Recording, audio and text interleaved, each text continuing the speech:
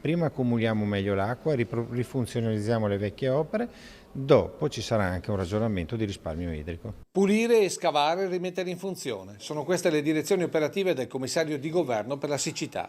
A confermarlo ieri sera a Villorba Nicola Dell'Acqua, che ha pronto un piano a respiro nazionale con importanti implicazioni per la Marca e il Veneto.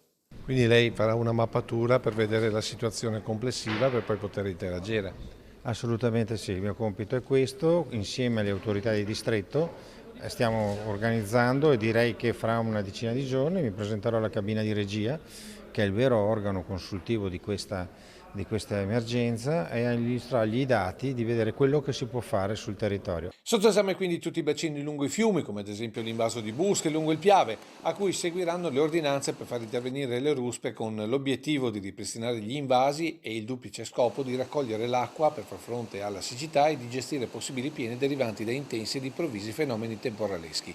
Del resto, sottolinea Dell'Acqua, è questo il vero scopo del commissario nazionale all'emergenza idrica.